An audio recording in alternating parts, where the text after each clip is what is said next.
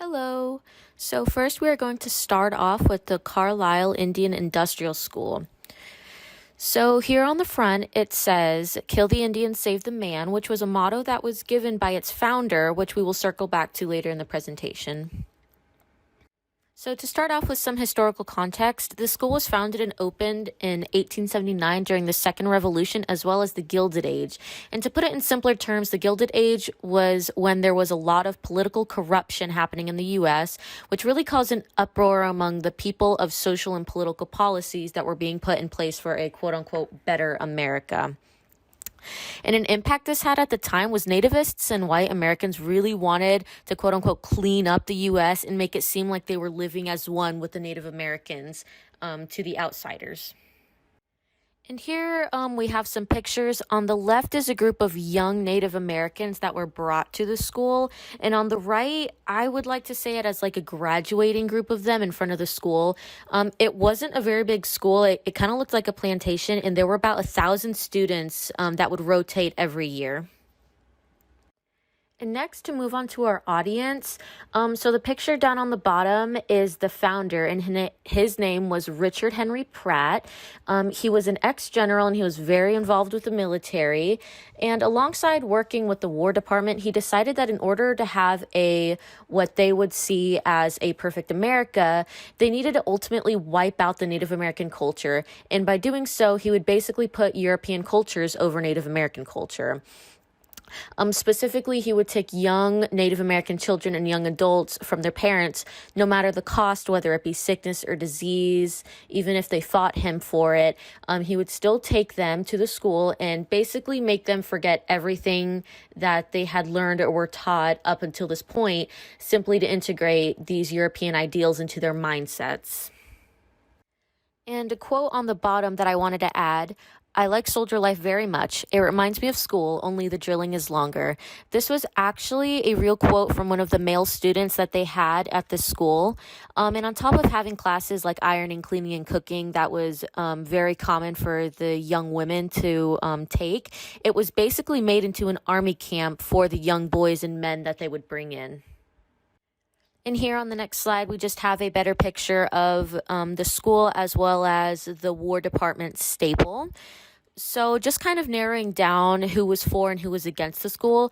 Basically, those who were for it were anyone who weren't the Native Americans. There were a lot of Christian missionary groups, the government, and not even just the federal government, but local government at this point, Congress. They all were for it because they thought that if they could clean up American traditions, then they would have a perfect home.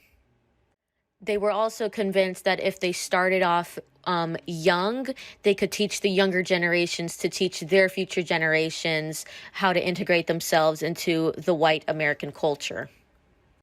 And some examples of some of the most well-known tribes that attended the school include the Iroquois and the Cherokee. However, this barely names any of them. There were up to 140 that ended up attending in the 39 years.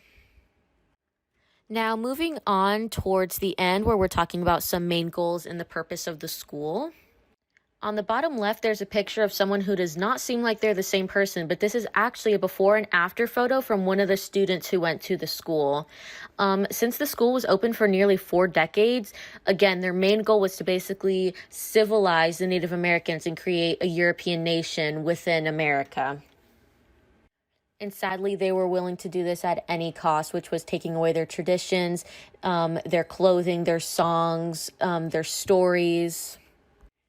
And adding on to the controlled Native American population, unfortunately, there was a lot of death as the white Americans were trying to reach their goals. A lot of the children died on their way to the boarding school, and even after they were at the school, and even in the school. Unfortunately, up to 186 kids passed away, and some are still buried on the school grounds, which you can actually go visit and pay your respects to.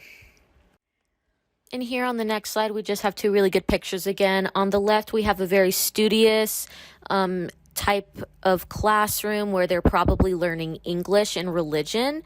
And here on the right, it's just a group of young women who are learning how to iron. And this kind of coincided with the cooking, cleaning, and stitching classes that they would also have.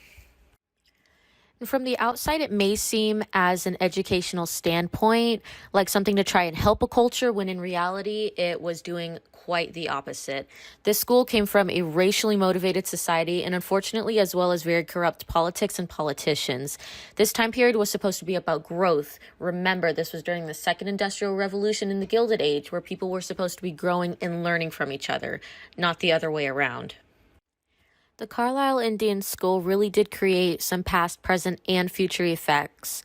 Some long-term effects include the loss of identity within a population, generational trauma, and an overall loss of culture. And here on the last slide are just some really good references and sources. Thank you so much.